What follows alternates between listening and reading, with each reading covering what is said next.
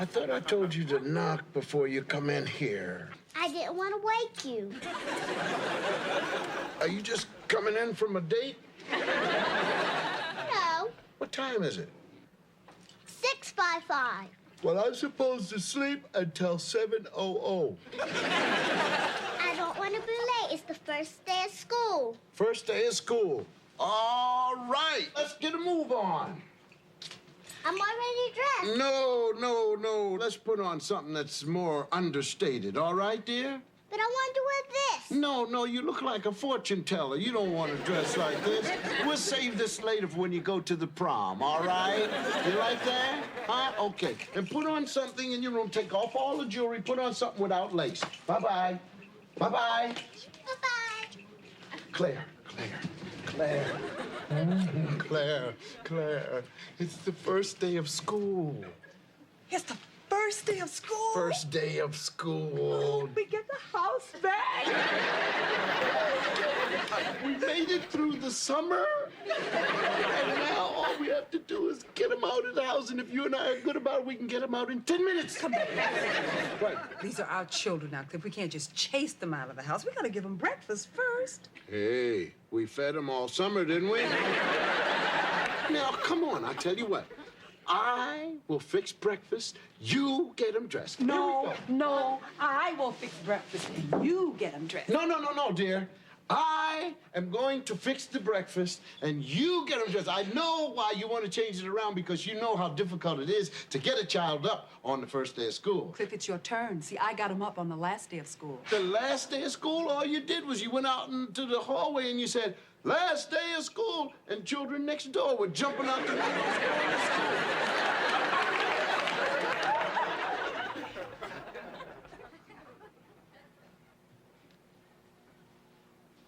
Last day of school!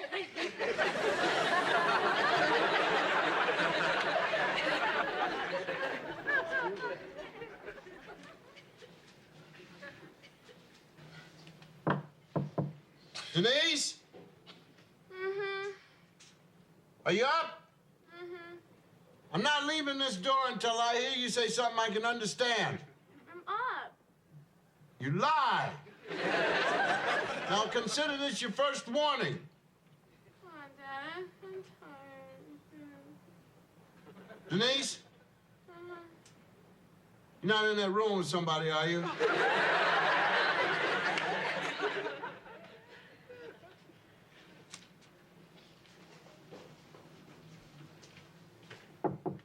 Vanessa?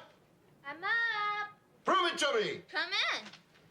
All right. Well, now look at who looks so beautiful here. Thank you. I've been up since 5. Oh, yeah? Well, don't worry about that. Somewhere along the school year, you'll make up for it. Daddy. Yes, dear. Dress. Looking good. Dad, do you know for every class in junior high, you have to go to a different room? Mm-hmm. Well, don't worry about that, because if you get lost, you can just ask somebody. Daddy. Yes, dear. How's this? Just lovely. Keep it moving. Dad. Mm-hmm. I'm nervous. Well, first day of anything, people are nervous. Don't worry about it. Dad. There you go.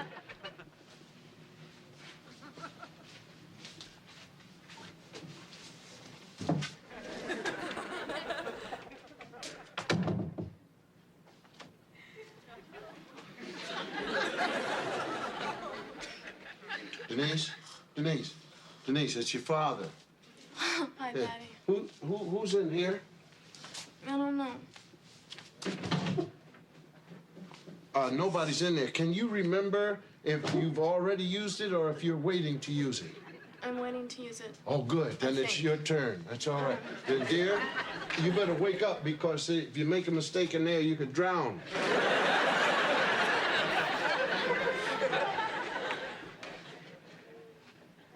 Theo, my boy! And now into a room where clothes come to die.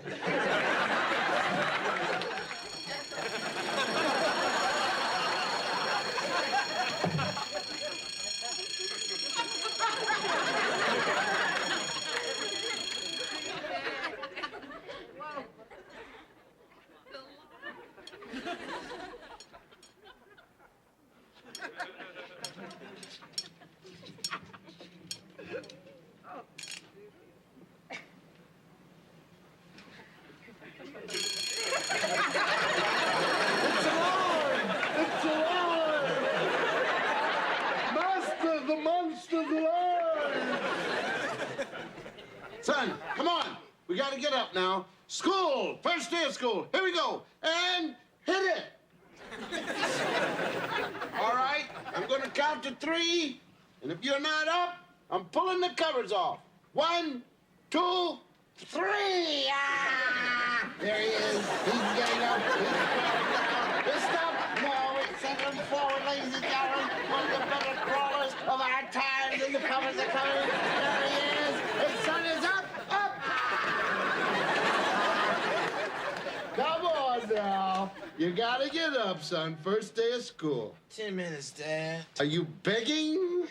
5 minutes. No, son. Come on now. 4, 3. Is this an auction? No, now, son. Come on. You have to get up. Oh, come on, Dad. I'm just coming off vacation. Right. Vacation? I think you don't understand. A vacation, son, is something you get when you have a job. Now, don't get me wrong. I'm not saying you didn't work hard this summer, because you did work hard. I've never seen anyone work harder at begging. Begging for money for pizza, begging to stay up late to chase little girls who didn't love you. Son, I'm telling you now, you get a chance to rest now. You're going to start school. Learning, the mind, education. Aren't you excited? I'm excited. No, get excited, my boy. Come on, excited? Excited. Say you're excited. I'm excited. Let me see you get excited. I'm excited. Stand up. Yes, I'm All right, excited. All right, I'm excited. my boy. Yes. Hey, I'm now, excited. You're excited. Good. Excited.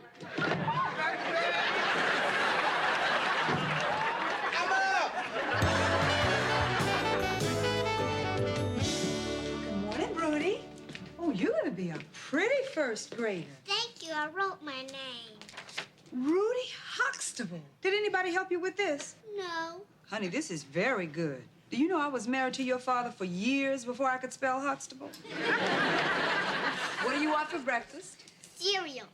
Cereal what? Cereal and bananas. Cereal bananas what? Cereal, bananas, and milk. Cereal bananas milk what? In a bowl. Cereal bananas milk in a bowl what? Cereal. Please. You got it.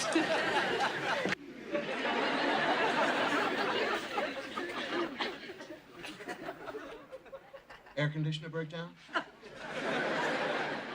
No. Are you hot? No.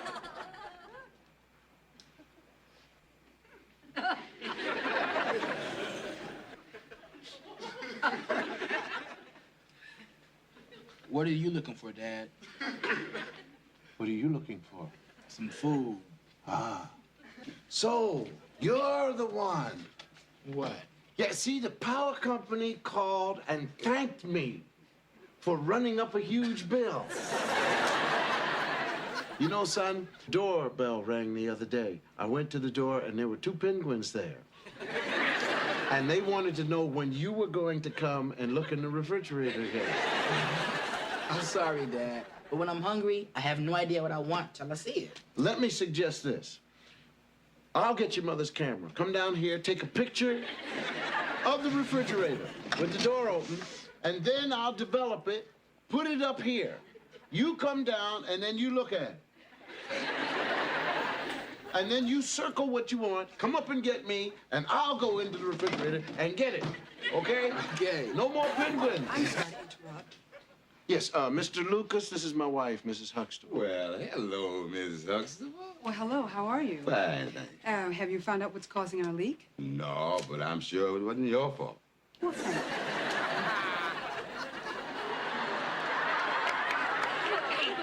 How do you know?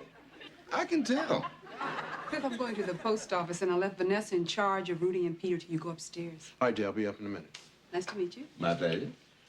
Now, do you think you can do the job? How did you end up with a woman like that? Just lucky, I guess. You got that right. Wasn't us. Don't worry, Dad. We didn't touch a thing. You see, the way we figure it, this has Rudy written all over it. Dad, I think I know what you're thinking. I know what I'm thinking, but I'm real interested in knowing what you think I'm thinking. You're thinking we did this, right? No. I'm thinking that I don't believe I'm standing here watching you all have a picnic in the middle of this. Yeah, I was gonna clean it up, but Theo said not to. He did? Why? I knew you wouldn't want us to. Why? For Rudy's sake. Now, if she makes a mess and then we clean it up, she'll never learn responsibility. Okay. We didn't do it, dear. And Theo told us not to clean it up.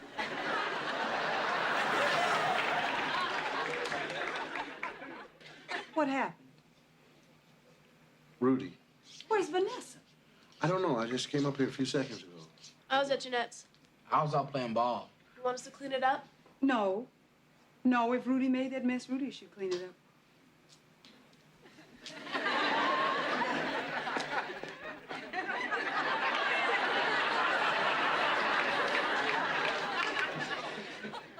I'm gonna make a great father. Yeah. I broke your juicer. Is this the same juicer that I said don't touch?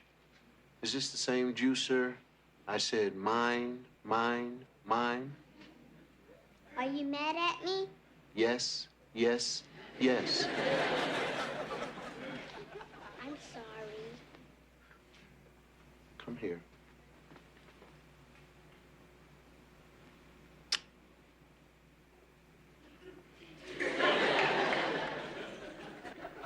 Now, Rudy Huxtable, I hereby find you guilty of operating a household appliance without permission. With the powers vested in me, I sentence you to cleaning up the low part of the kitchen. Your sister is doing the high part. Case closed. Okay.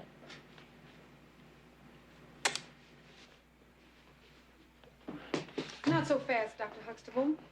I propose that my client, Rudy Huxtable, had an accomplice.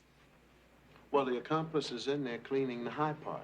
That is not the accomplice of whom I am speaking. Oh, well, he's still in the clothes hamper. That's not who I'm speaking of. May I ask you a question, Dr. Huxtable? Who left the juicer plugged into the electrical socket with the top off?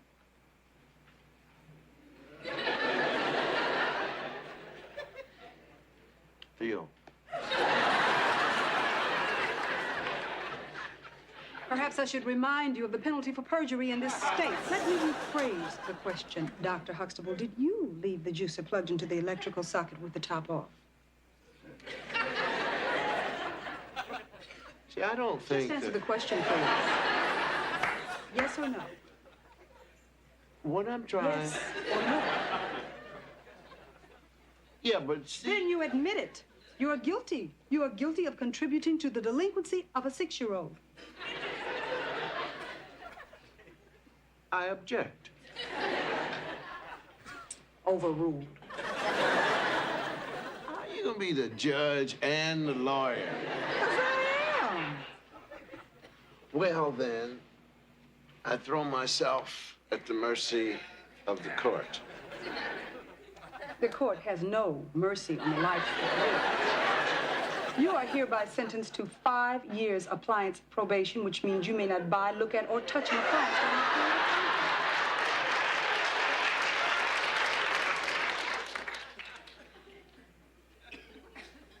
You're trying to influence the judge.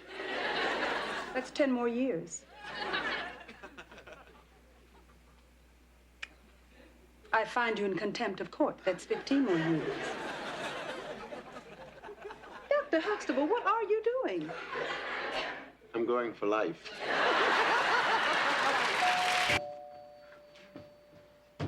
Alvin.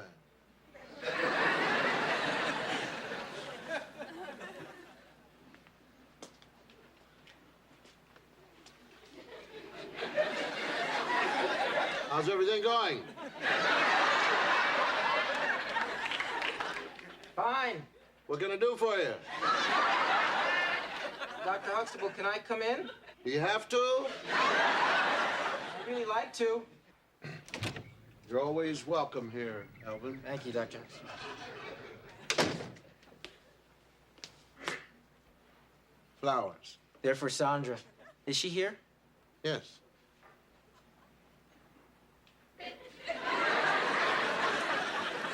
May I see her? Sure.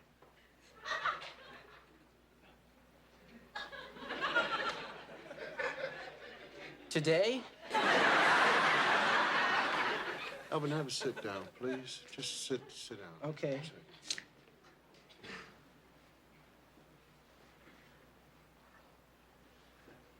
Alvin. Yes? Alvin. Yes? You're making my house a wreck. I know, sir. I'm not too sure if you do, son. A brother cannot drink a glass of milk in this house. I'm sorry. Her baby sister cannot express herself. It's very unfortunate. It is my opinion that either you marry this girl and take her out of this house now, or don't talk to each other ever again. Do you understand me? Yes, sir. I think I know how you feel. Oh, yes, Alvin. I've been very inconsiderate with Sandra, I admit. Yes. That's why I came over. Mm-hmm. I want to apologize to her. Again. Again. And to tell her that things are going to be different. Again. Yeah, again. Alvin! Hello, Mrs. Huxtable. Hi. Oh, Alvin bought flowers for Sandra, dear. again. Again. Sort of a peace offering. Yes, Alvin and I were just having a little talk. Oh, that's very nice. Cliff, I have some research to do at the office. Yes. But I'll be home in time for dinner. Ooh, then I'll cook something for you. Would you do that for me? I'd be happy to. What will you make? I don't even know yet. Will it be something I can recognize? I hope. I'll see you there. Okay, Goodbye, Alvin. Goodbye, Mrs. Huxtable. I'll go get Sandra for you. Dr. Huxtable, Yes, sir. your wife goes to work and you cook? Right. Well, doesn't it ever bother you that when you come home at night, there's not always a hot meal waiting for you? Oh, no. Sometimes my wife comes home and there's no hot meal waiting for her. What's your point? Well, I just feel it confuses things when a woman works. My mother works, and I don't like it. You know, sometimes when I come home, there's nothing to eat. Well, are your hands broken? I know how to cook. Uh-huh. But why should I when my mom's so good at it? Dad, Denise said that Elvin. Hi, Sandra. These are for you, Sandra. I'm sorry. They're beautiful. They're all blue. Because that's how I've been feeling all day. Hi, I'm Daryl Marshall. I'm here to pick up Sandra. Oh, come on in. You came to pick up Sandra? Yes, sir. I'm taking her to a concert. Sandra called you yesterday? Yes. Son, go up and get Sandra.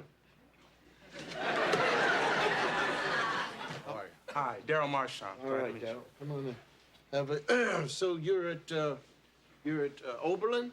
Yes, sir. I'm just in town for a couple days. So what are you studying there? I'm pre-med. Pre-med. Whoa. Yes, I'll be attending medical school at Meharry next year. In Nashville. Wonderful institution. What's your specialty? Well, I'm thinking about radiology. Ooh. Well, I have no problem with that. Good. Daryl, what do you think about women working? I'm all for it. As a matter of fact, my mother works. Well, then in that case, I guess you don't get many hot meals cooked for you at home. We always have hot meals at my house. Everybody takes turns cooking.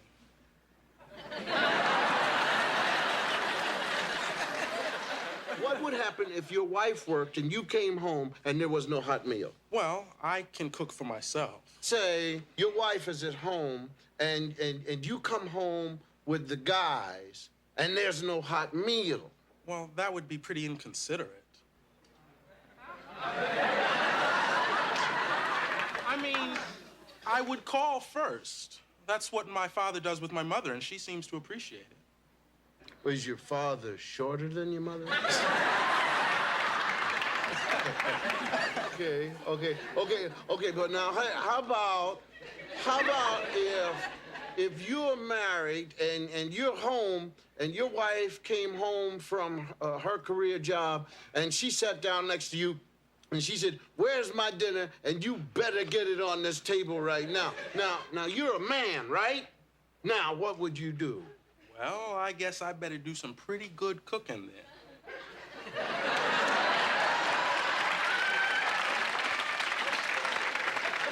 Sandra! Oh, Sandra! Yeah, hurry up!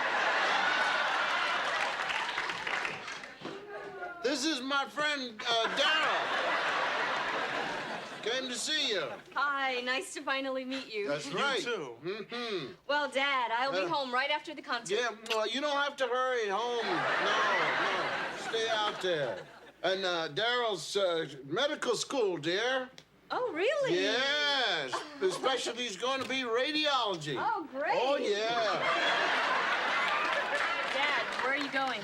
Where am I? I'm going to walk you to the corner. Oh, Dr. Huxtable, I have my car. Well, I'll walk you to the car then. No, Dad, that's okay. Okay, it's okay. You need any money? No, Dr. Huxtable, I'm You fine. don't need any money? I'm fine, thank He you. doesn't need any money.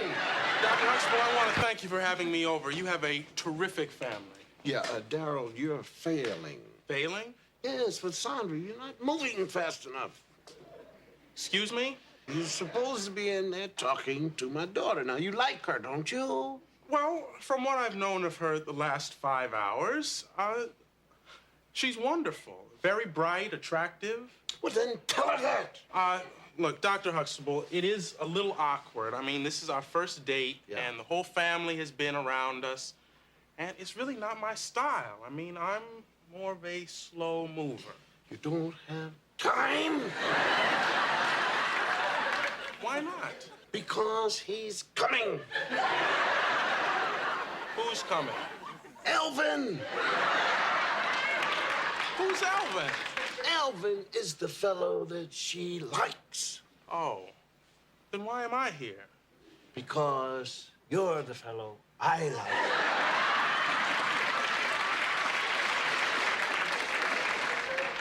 You like me, don't you? Yeah? I could be your father-in-law. Oh. How you doing, Alvin? Hi, Dr. Huxtable. How are you? Thanks for letting me in. It's okay. Hi, Mrs. Huxtable. Hello, Elvin. Is Sandra ready? Well, not yet, but she'll be down in a little while. Would you and Dr. Huxtable like some coffee? Coffee? Yeah, coffee. You mean you're gonna get it? Yes? You're surprised? I'm sorry, Mrs. Huxtable. I didn't think you did that kind of thing. What kind of thing? You know, serve. Serve whom? Serve him. Oh, serve him! As in serve your man? Well, yeah. Let me tell you something, Elvin.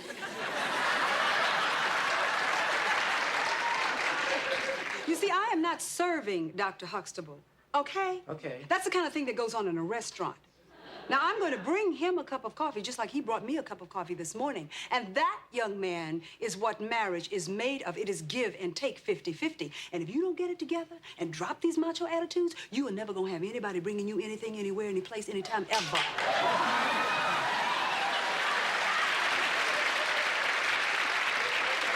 Now, what would you like in your coffee?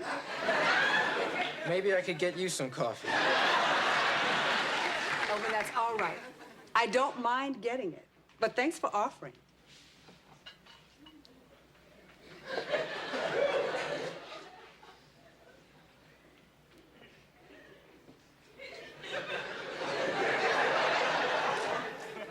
Alvin, Yes, sir. when she brings the coffee back, if I were you, I wouldn't drink it. Yeah, it's us. Just a minute.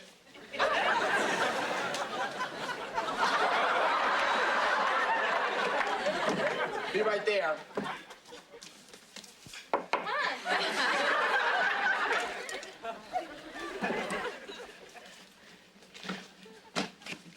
Come in.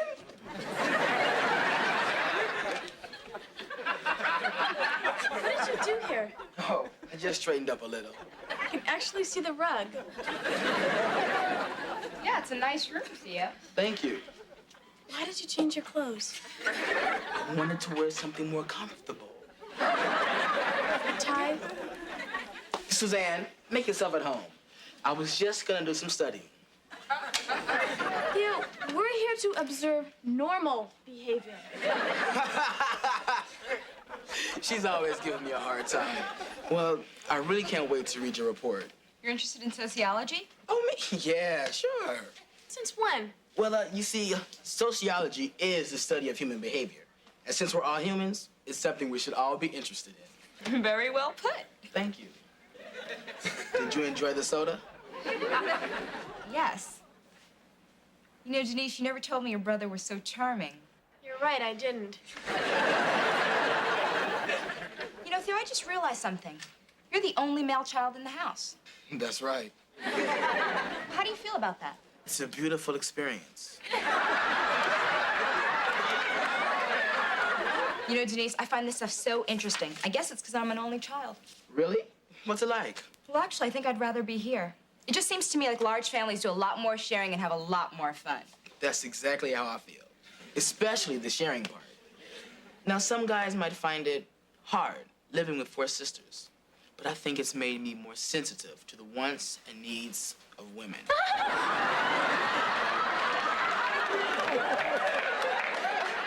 Suzanne, I need to talk to my brother outside in the hall for a minute. Do you mind? No, not at all. Give me a chance to write down what he said. Any activities you enjoy doing without the children? All of them. That's true. What Dr. Huxtable means is when you have children, you enjoy those moments alone that you have as a couple. That's not what I mean. Would you cooperate? Oh, Suzanne. Oh. I didn't know you were still here. Theo, why is your shirt wide open? Hi. That's what we heard.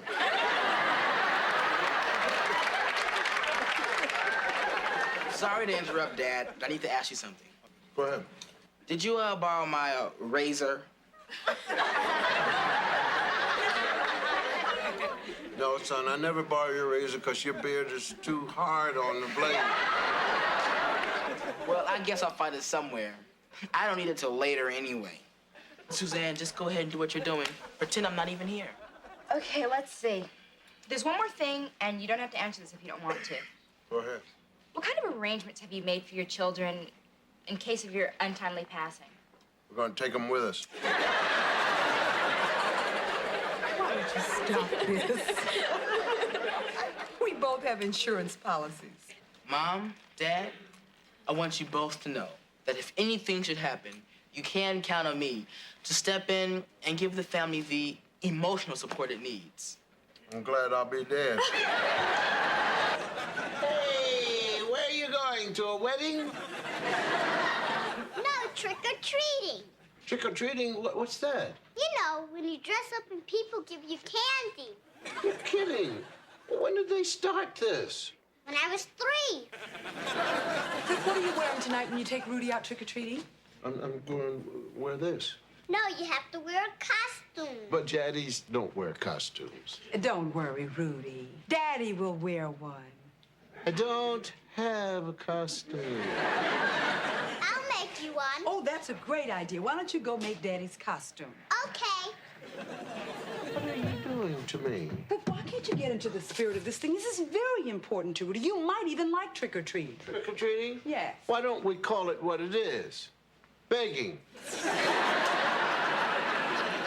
You get little children all dressed up, and by the time they get to the 10th house, they don't even put the bag out anymore. They just say, just give me what you have, and that's it, and I'm gone. Clem, I remember a boy who was still trick-or-treating when he was 15. All the other kids were half your size. You'd get to the door, reach right over them, and put your bag up front. And the day after Halloween, had the nerve to go around the neighborhood, knocking on each door, begging, what have you got left? And that's when your parents gave me you.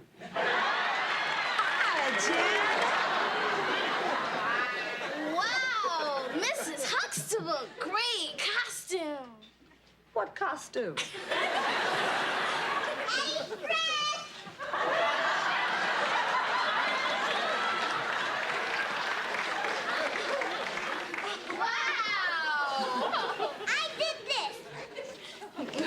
Hi, Janet. Hi, Doctor. Nice to see you. Well, you are such a sport for wearing this.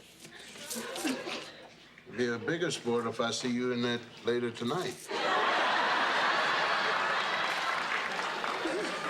Katie, how are you? Fine. Peter, my main man. How's the wife and kids? Now, you know we're going out trick-or-treating, am I correct? Yes. Now, have you all a song that you're going to sing for the people? Yes. You do? Trick or treat, smell my feet, give me something good to eat. If you don't, I don't care. I'll pull down your underwear. I don't think that's an appropriate song. Now, we're going out into the street. Stand up. While we're out in the street, there are 3 rules to follow. Number 1, what? Hold your hand across the street. Right. Number 2, you're going to get 2 bags, a purple bag and a red bag. Right. And number 3, while we're out there, please don't tell anybody who I am. All right. Put it up, hop, lip, hop, tip, and up and follow me. Hop, low, tip, hop,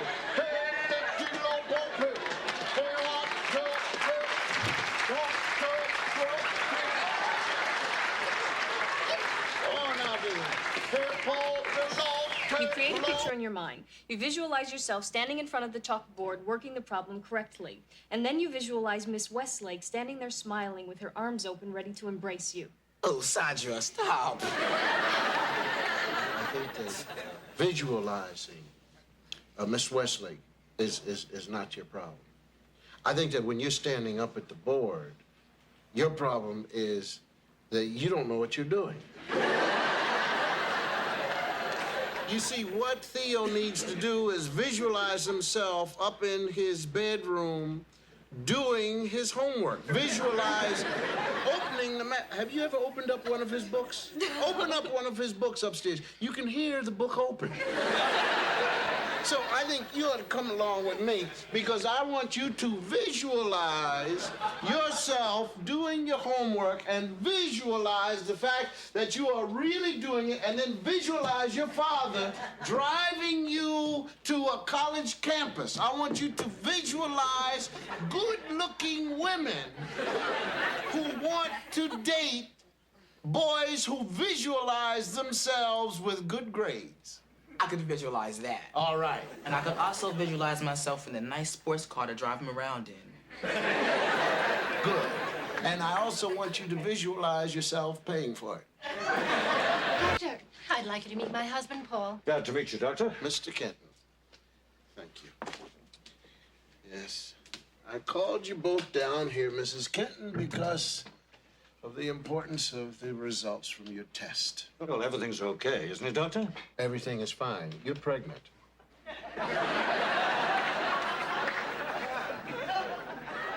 How did it happen?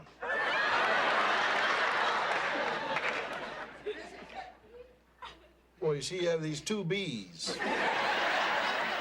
I do know how it happens. I just didn't know how I could make it happen. The human male is quite capable well into his 70s, and for some beyond.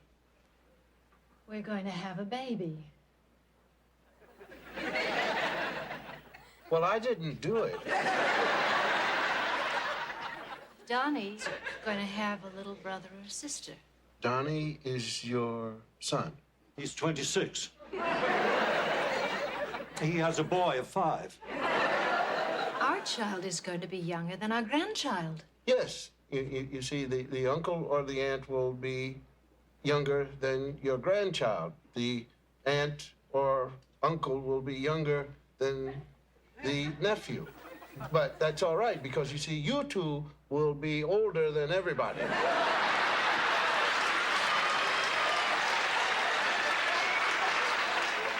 So, I think that we should treat this particular case with a special sort of manner, if it's all right. I'd like to talk about appointments.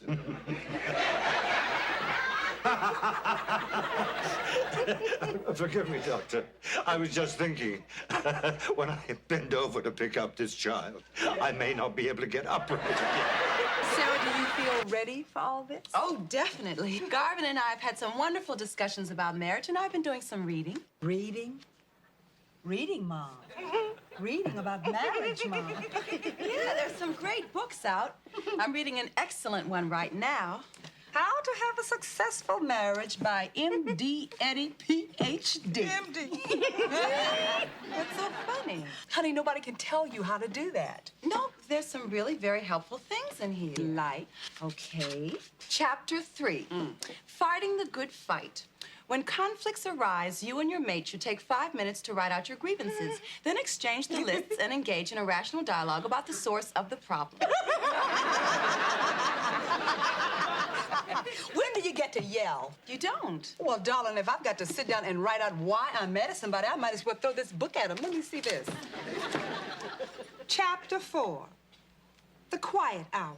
Always spend at least 1 hour a day of uninterrupted time with your spouse. Let me see. I guess I have to send the children to this fool's house. I think we have hit upon something here. Variety is the spice of life. Woo. To keep excitement in your marriage, always try something different. For example, you might try serving dinner in the living room. I knew I shouldn't have brought this book out. Mama, we should write a book. Now you're talking great idea. And we should call it Marriage, What the Books Don't Tell You. And there has to be a chapter about a husband. Several. Chapter 1, have you seen mine? Half an hour before going out, your husband will come to you and say, have you seen my black shoes? Have you seen my gray socks? Have you seen my striped tie? They come to us because secretly they think we go in their closets and rearrange their things. And chapter 2, the real baby of the family. Now, you see, a woman can have a cold, pneumonia, influenza, and malaria at the same time and still keep going. A man gets the sniffles and has to stay in bed for a week. And my favorite chapter, they never know your dress size. Oh, no, don't leave that out. I have worn a size 8 for the last 43 years. Al has brought me home everything from a size 4 to a size 12. It all depends on how the sales girl is built, because Al looks at her and says, my wife's about your size. Tangibility. Tangibility. Tangibility. Tangibility. All right, did you know what it means? I don't have to know what it means. I just have to spell it. Vanessa, what does QNGH spell? Nothing. Give me another word. Vanessa, what does ZRBTT spell? Nothing. How come when you spell it's a word, and when I spell it's nothing? Hey, Hey, Dad, I'm trying very hard to study for the spelling test, and she keeps asking dumb questions. well, I don't think anybody asks dumb questions. What's the problem? What does ZRBTT spell?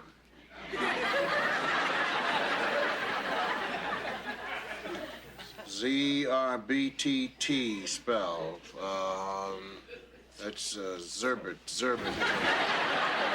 Oh, you know what I think a Zerbit is? I just remembered. A Zerbit is this. That's a Zerbit. with you. I'll go with you. Huh?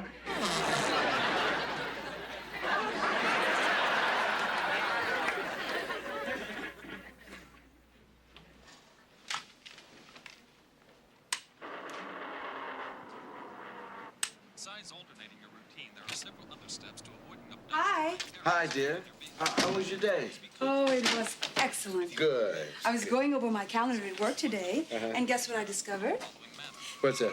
Tomorrow is the anniversary of the day that you proposed to me. Oh. Use your car as a weapon.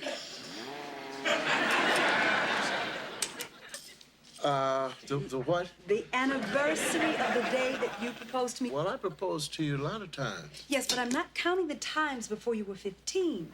I'm counting the time you drove me to the lake and put the ring on my finger. Yeah, that was special. Yes. And so, to commemorate that special event, tomorrow night you and I are dining by candlelight at the Golden Dove. My wife is taking me out to dinner? Yes. Ooh. to the Golden Dove? Yes. Ooh. Then I think that the two of us ought to be dressed in the finest of the finest, and that restaurant will never have seen two such beautiful creatures in their lives. Don't worry. Yes. I'll be gorgeous. Oh. And I will be gorgeouser than you. I am going to stop the people in their tracks. Ha ha!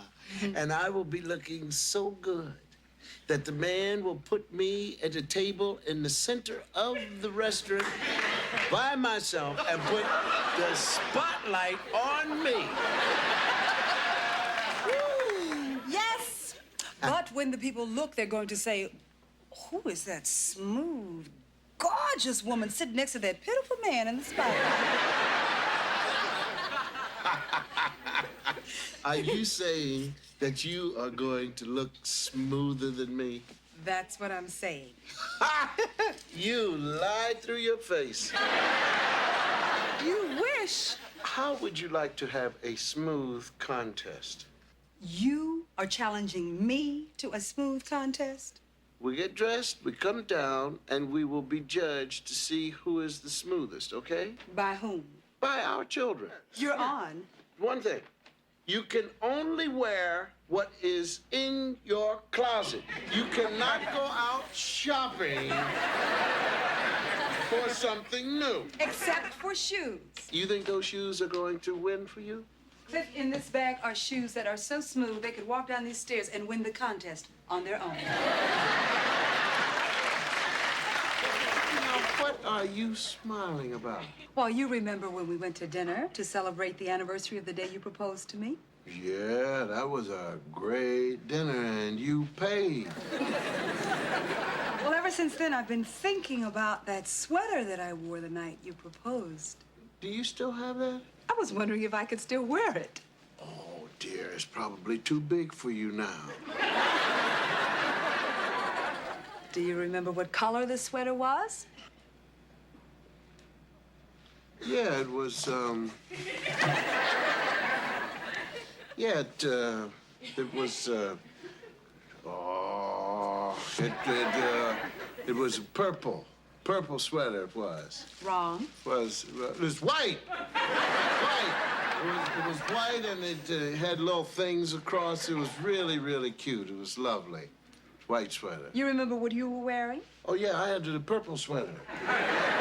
Cliff, you don't remember. I do remember. I remember what I had on. I had a purple sweater on, dear. Purple. You were not wearing a purple sweater. Cliff. Okay. What were you wearing? I had on. Yeah, you're right. It was. What was it? It was a green tweed jacket. There you go. There you go.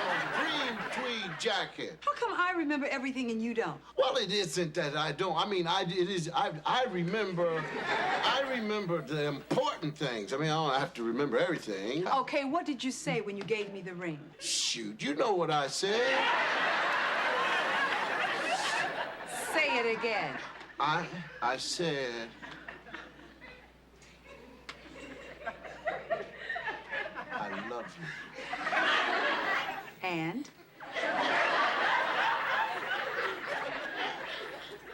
much. And?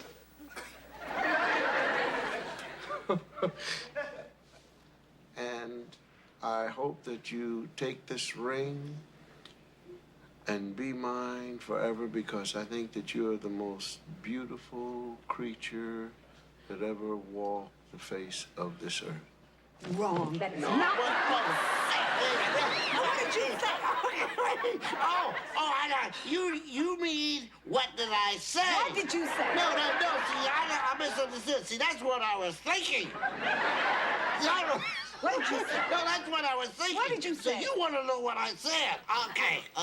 Now, what I said was, I said, I think that you are the most wonderful person on the face of this earth. Would you take this ring? Hello. I was just having a talk with your father. No, this woman is trying to strangle me to death.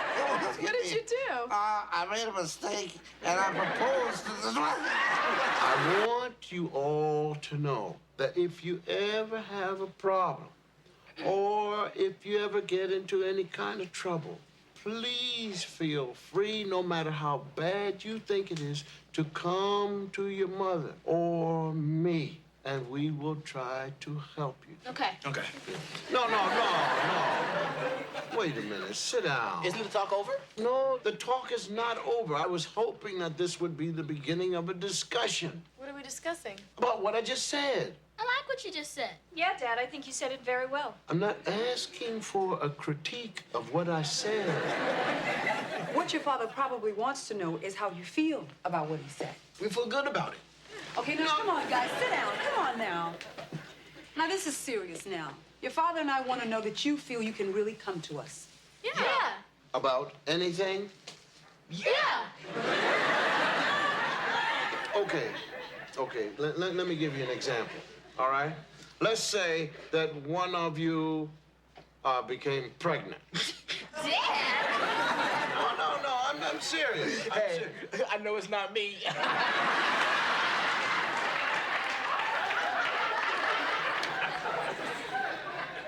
Okay, let's say it's you. Me? Let's say that you are pregnant, okay? Now, what are you going to do? Well, first, I want to find out who did it.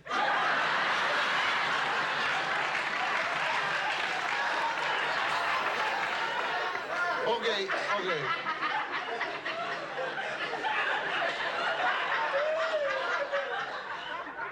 Okay, you didn't find out. Now, what would you do? Could you guys help me on this one? Don't look at me. Don't even think of looking at me.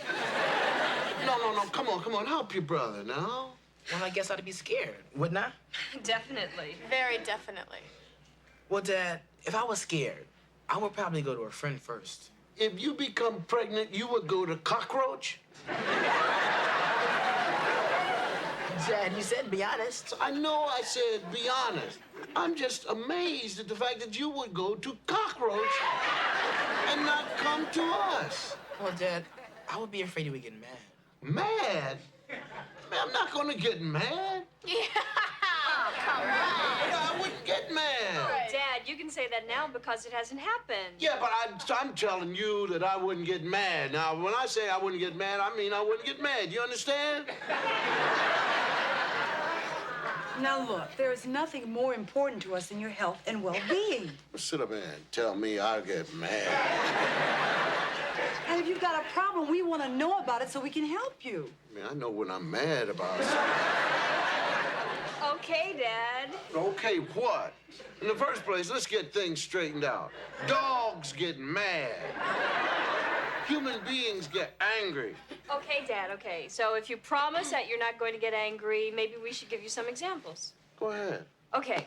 Say Vanessa comes to you and she tells you that she's been secretly seeing a boy who's 17. Oh! Way to go, Vanessa.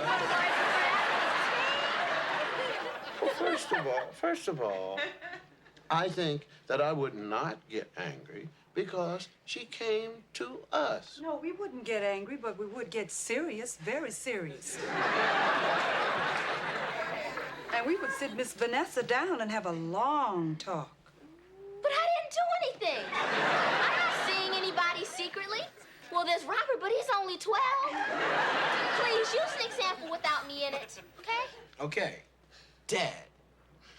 Now say I took the keys to your car and drove downtown with the guys, you know, to get some burgers. See, first of all, you don't have a license. I know.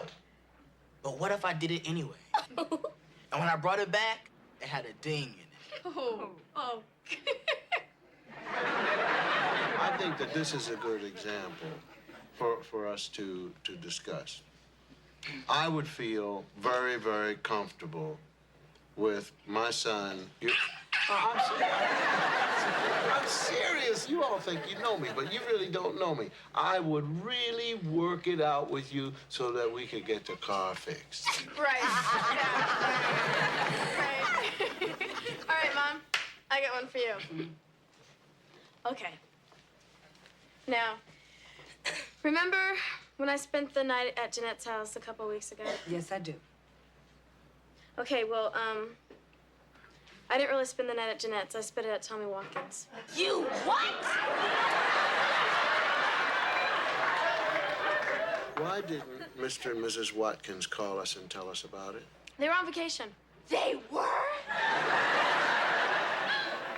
You spent the night at Tommy Watkins' house and his parents were not there? Yeah. But we didn't do anything.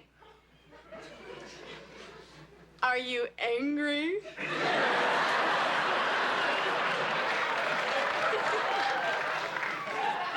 Ask your mother. Mom, are you angry?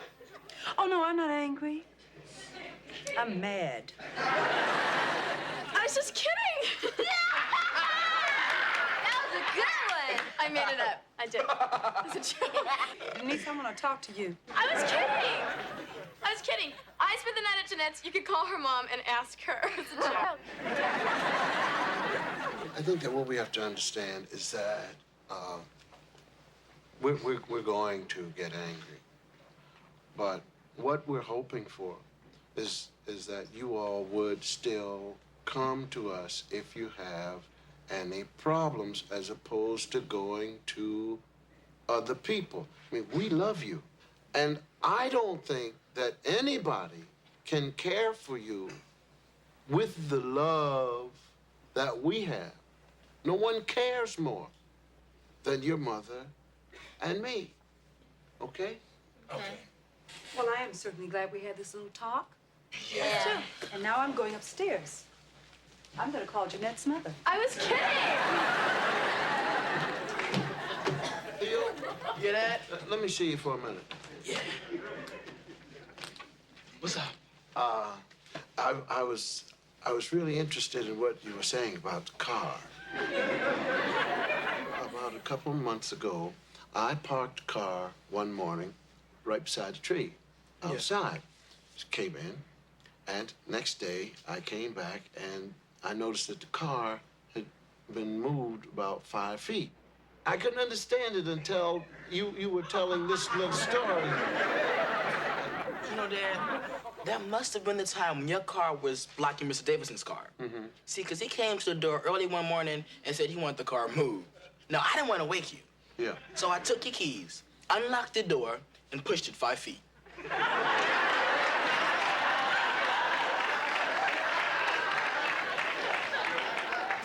You didn't drive the car for some burgers with the fellows in it? Now, Dad, I have never driven your car. Okay, thank you. Except once. When was that? It was the night when I drove Denise down to Tommy Watkins' house.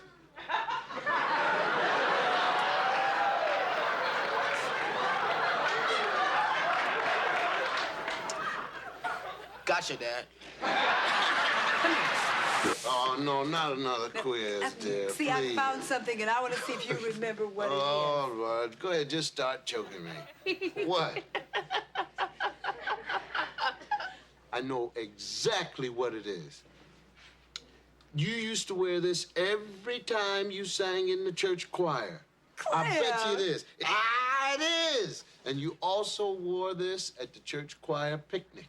The church choir picnic that you and I drove down to when we were very teenagery.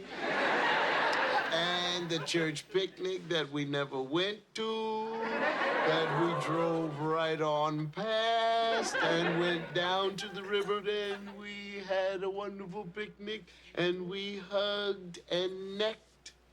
Yeah.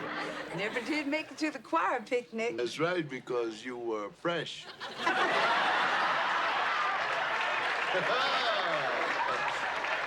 right. Did you ever tell your parents? No, indeed. Did you tell yours? Oh, no. No need to tell them that. But in light of what we've just told our children, I think that we should call our parents and tell them what we did. Not telling our parents. That was a long time ago. But that really doesn't matter. We really should call them and tell them what we did. And I think that you should go first. You gotta be kidding me. I tell you, you're the one who made this up. You called your folks. No, you should go first because you drove. You rode in the car. Well, you talked me into it. No. Come on, Cliff. Go call your mother and tell her what we did. Go on. Call my mother. Yes. I don't believe I'm doing this. You'll feel better afterwards. I will? Mm-hmm. Hello, Mom? Hi, this is Cliff. Yeah, how you feeling? Listen, Mom, you remember a long time ago? Yeah, now think back to the church choir picnic. Well, I want to tell you that Claire and I never went to that picnic. We drove on past and we parked down by the river, Mom, and we laid out some food and then we ate and then we kissed and necked. Yeah, but wait a minute, Mom, that was a long time ago. But how can you get angry about that? We got married and everything. I tell you what. Just a minute. Your mother wants to talk to you. Daddy, Hey, what's happening? what's this word? Which one? Yarn. See? Yarn. Yarn. Thanks. I gave my cat a ball of yarn. She put it in her basket. Daddy, Where are you going? What? This is what's this word? basket. Basket. Basket. Thanks. No problem. Daddy, What? what's this word? Oh, look, why don't we read this together? She played. She played with it all day. Got it? The end. All right. You want to read something else? No, you're tired. Thank you. May I have a kiss, please? Bye-bye.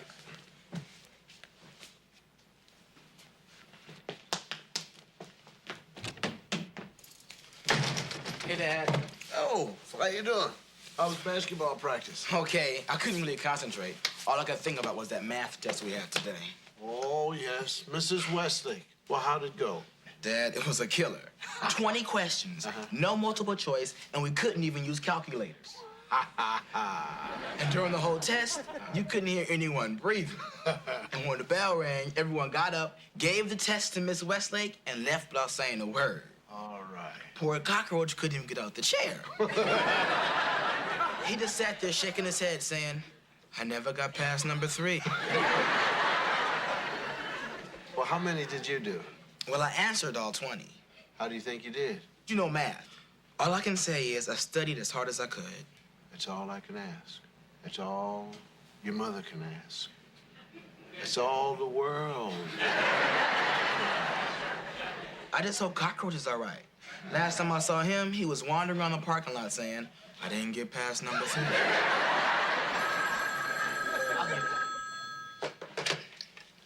Huxtable residence. Yes, he's here. Who's speaking? Hold on, Miss Westlake. Dad, this is Mrs. Westlake. You're Mrs. Westlake? She's not my Mrs. Westlake, Dad. She wants to talk to you. Okay.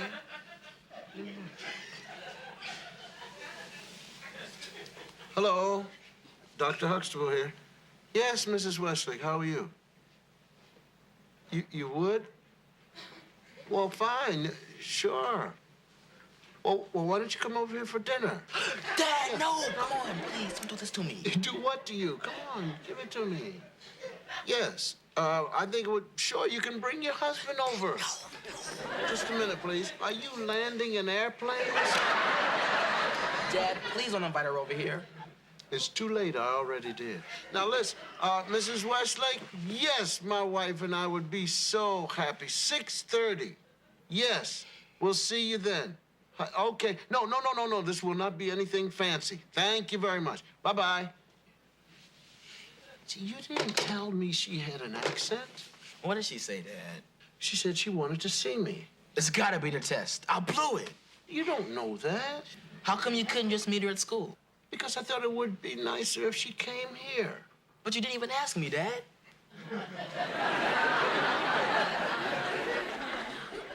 No, say that to me again. You didn't even ask me if she could come over for dinner. Wait 1 second. Stay right here.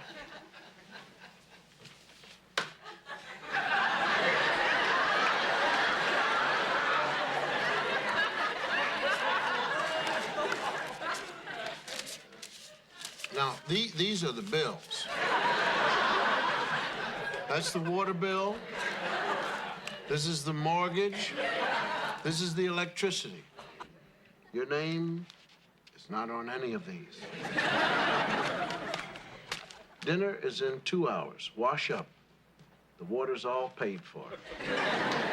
If I pay for the water, would you call her back? No, come on. Why'd you want the cake? I want Mrs. Huxtable to like me.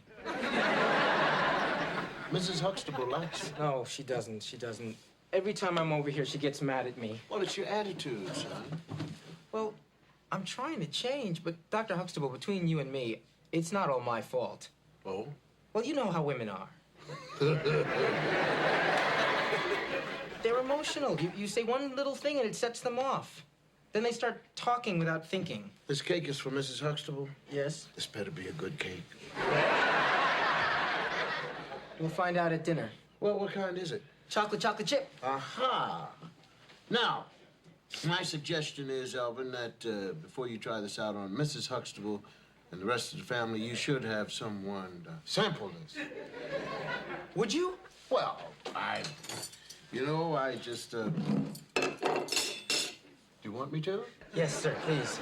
Well, I just happen to like chocolate chip cake, you see. I'm glad. And I happen to be an authority on this, you see.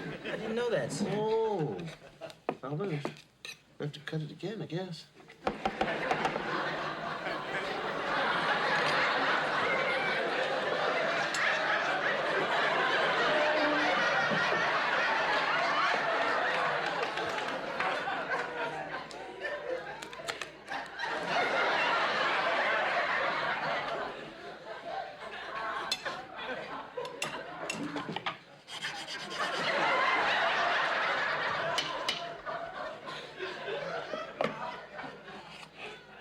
Here it is. We got a breakthrough. I made it extra dense. Yeah. It seems to have some sort of humanness to it. Doesn't want to give it up. Yeah. There you go. There you go. Now we got it now. Rather heavy.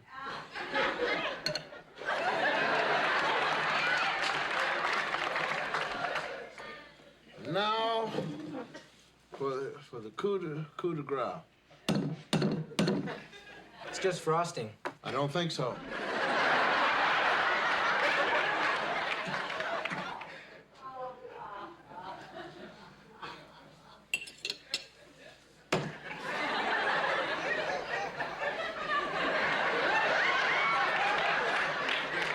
It's pretty good, huh?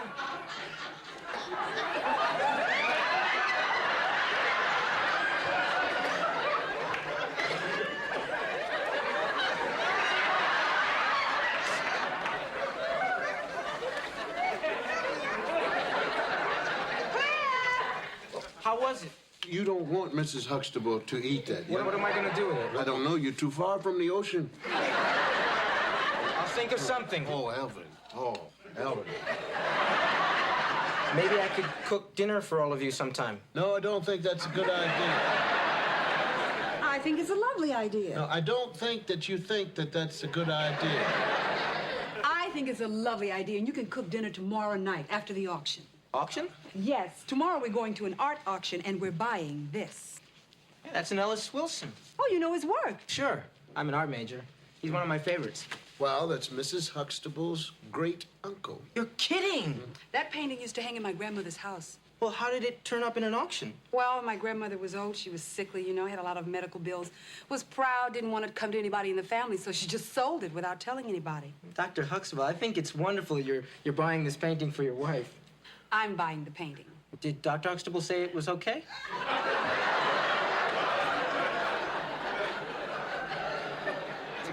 It's all right, Elvin. I understand your thinking. You see, in your mind, it's okay if Dr. Huxtable buys this painting because he works and he's a man, right? Right. Well, I work. And it's okay if I buy this painting, too. But not because he says so, but because it is so.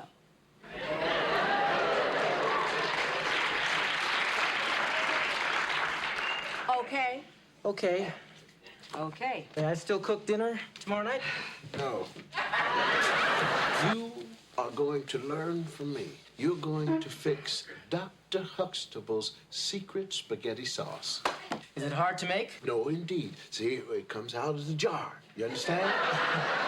It does. Yes. See, Dr. Huxtable's secret spaghetti sauce is actually Mrs. Farber's hot and spicy barbecue sauce. But that's not really cooking, is it? It is cooking. Although you get the jar, it's what you add to the sauce that makes it work.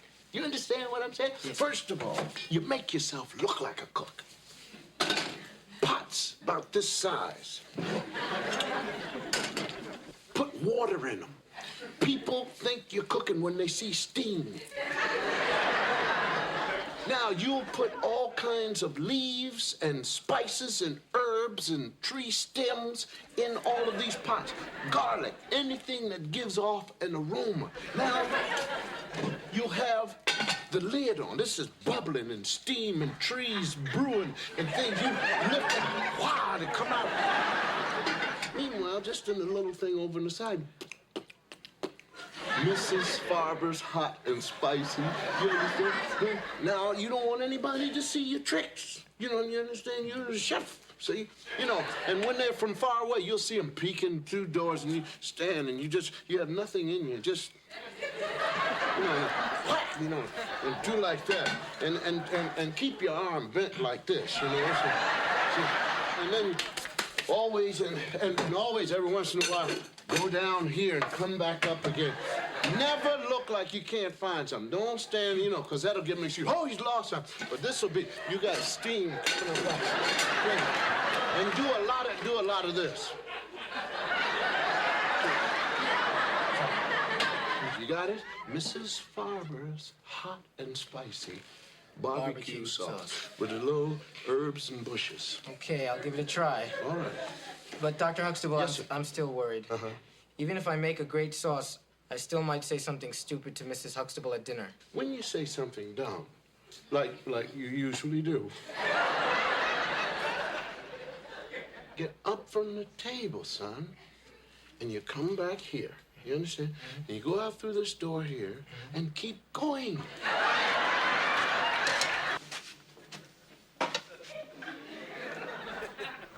This is My shirt. Well, I borrowed it. I was gonna give it back, but I forgot. Not only did you forget to give it back, you forgot to ask me if you could borrow it. I'm sorry. And this is my belt. Did you never wear it? I never wear it because it's never in my room. Claire, you better come and take a look in here and see Oh, no, I'm just going to trust that anything that's in that closet that belongs in my closet will be returned to me by the end of this evening. Vanessa, I'd like to speak with you in your room, please. And I want whatever belongs to me in my closet, just like your mother's. Dad. Just checking.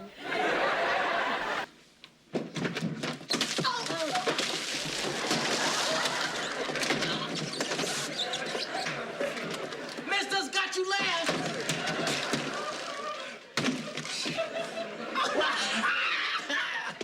Hey, Dad. Hello, Doctor. Do you know how much damage a snowball can do to a window? Dad, it wasn't our fault. You didn't throw a snowball at them first. Just in self-defense. Oh, no! What? Dropped the Shakespeare record. You gotta go out there and get it.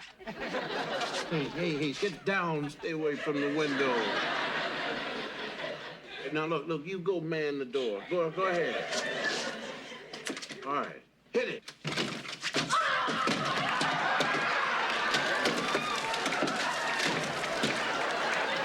What are we gonna do? We need that record to study for the test. Dad, they won't throw them at you. Please, Dr. Huxtable.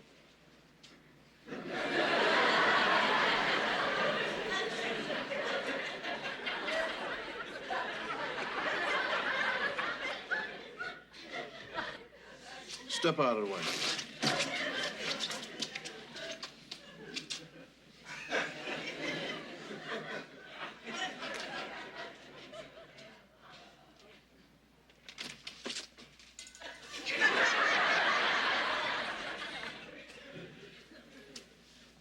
This is Dr. Huxtable. I delivered some of you.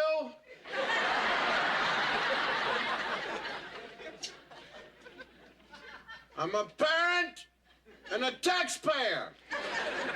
And I'm probably the only adult who will sue little children.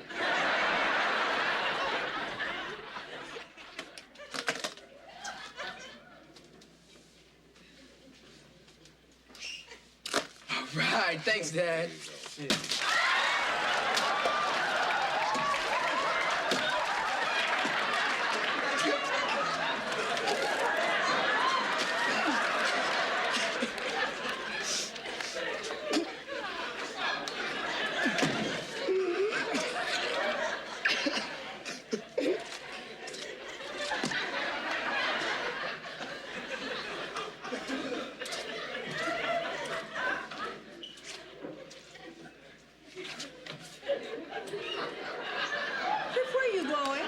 Man's gotta do what a man's gotta do.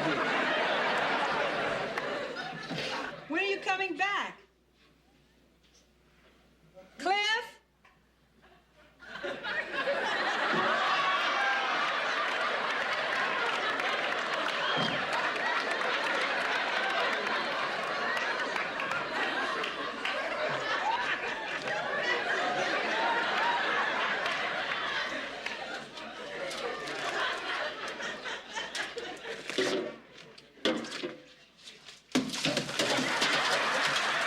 Believe it.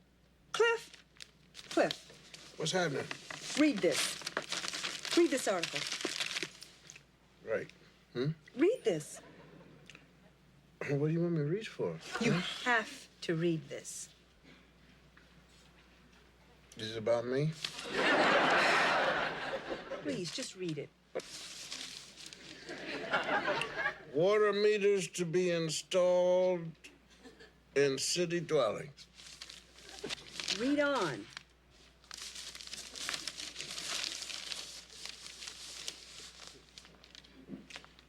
In an attempt to conserve the city's water resources, the mayor has proposed the installation of meters to monitor water usage.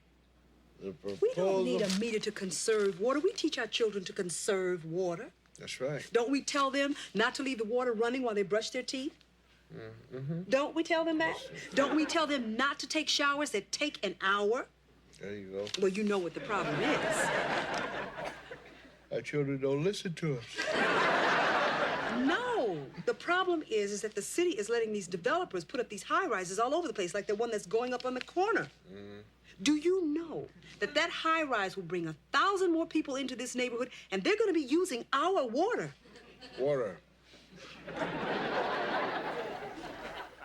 Cliff, I want you to listen to this.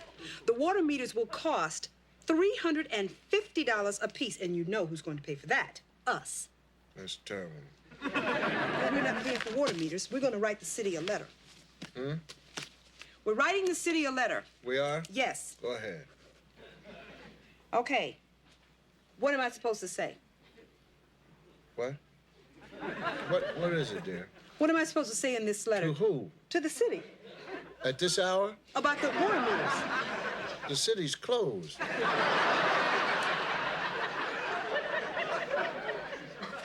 Oh, look at this. Did you read this? What? It says man dies because wife will not let him sleep. How'd it go? Great. Oh. I'm telling you, I was excited. And when Dad was up on that bandstand, I turned around to some people sitting around me, and I said, my father's getting ready to play, so you all better hold on to your chairs. I told the waiters to sit down and made the man turn the air conditioner off. How did he sound? How about some tea, Clip? Now, everybody starts to play. You understand me? And it sounds like the old group. And the drummer and the cat and Dad right along with it. And I'm sitting there and I'm going and I'm talking to people and I said, that's my father. And you know who? Standing next to Dad comes his solo, and he plays. And Dad is standing there popping his fingers, and he's telling him, yeah, go ahead, do what you want to do. And he's and the people in the club going crazy. And I said, you wait till my father comes on. And the other said, bash. And the man stopped, looked at Dad, and said, you got it. And my father stood up, and I told everybody in the club, I said, this is it. And my father said,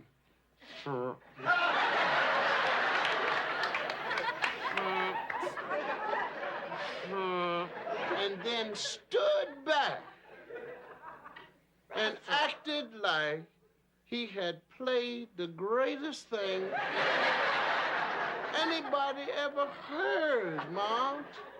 And it was just pitiful. Hi, dear. Cliff, come here and look at this. I want you to see what someone did. Take a look at that. What? Now, do you see that someone has broken the handle off my favorite coffee mug? You're kidding. And do you know what they did after they broke it? They tried to glue it together and put it away. Somebody just took this thing and just glued it and then put it way back in the cupboard, huh? How'd you know it was in the cupboard, Cliff? Because I just guessed that it would be way back in the cupboard. How did you know it was way back in the cupboard? Am I going to need a lawyer? I think so. You broke my mug. See, I tried to. I see what you tried to do with all this old tired-looking glue all clumped up in here together like this. Pieces missing, all chipped up glue on the inside of the cup. But see, I did that on purpose. Why? So that you would think that one of the children did it. Cliff, I almost went to the children and accused them. Right. And then they would have denied doing it. But I wouldn't have believed them. That's right.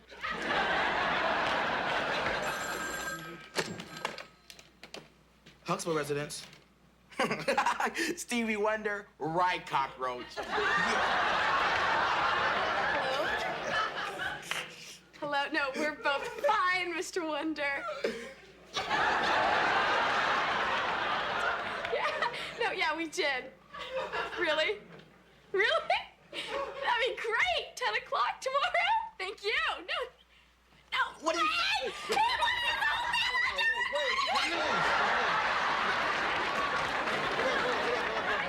Just slow down.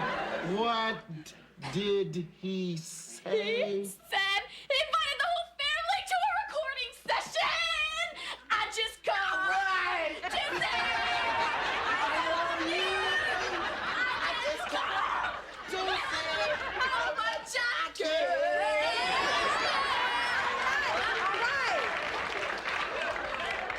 Aren't you excited? Well, Denise, I think it's very nice that Mr. Wonder has invited us to a recording session, but that's no reason for us to go crazy. What am I gonna wear? When Tanya's sister hears this, she's gonna want to marry me.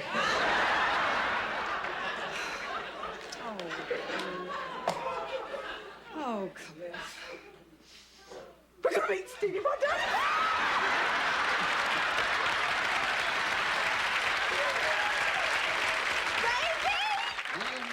The people at the office will never believe this one.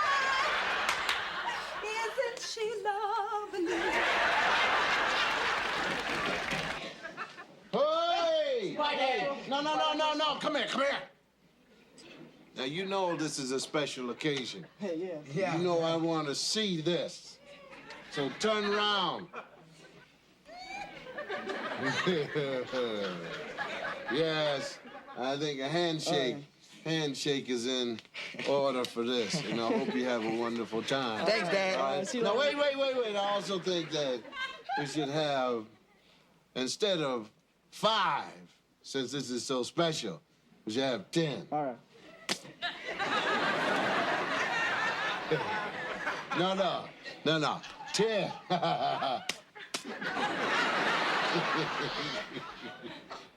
No. Come on, drop it. Let me see it. Dad, come on. Let me see it. Come on. Lower it. Oh! Come on. Let me see yours. Let me see.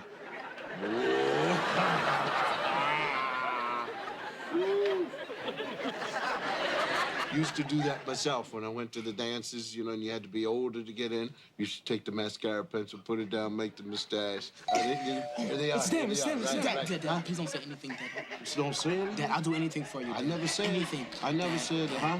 I'll do anything. Please, Dad. No. You know me. I know you. Please, don't say anything. Okay. You promised, right? No, I didn't promise Dad, anything, but I don't have to promise. I'm the father. Okay. Bye, Dad. No. I have to meet the young ladies. So bring the young ladies in, please. Please bring them in. This is my dad, Dr. Huxtable. This is Tracy, and this is Linda. Tracy, how are you? Fine. And Linda, how are you? Nice to meet you. Well, I must tell you that you're going out with some very manly men.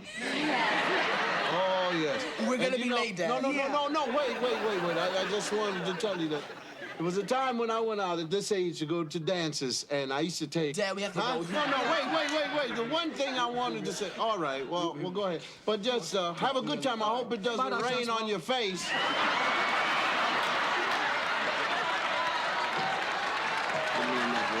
You better stop laughing at I'm me. not laughing at you, I'm laughing with you. Yeah. Hi, how you doing, Dan? Hi, Claire. Oh. Hi, Denise. Hi, Dr. Morgan. Hey, how's Cindy? I haven't seen her in a really long time. She's fine. Yeah? Please sit down. How was class? Oh, tonight. Tonight was the best. These two are taking a pottery class together. Mom, why don't you go ahead and show Dad what you made? I happen to be very proud of what I made. Go ahead and show Dad. I will show your father what I made when I'm ready for him to see it. Why don't you show him what you made? No, you show him yours first. Dr. Morgan and I are getting very old sitting here. Okay, we'll show them together. We'll show them together. On the count of 3. Okay. 1, 2, 3.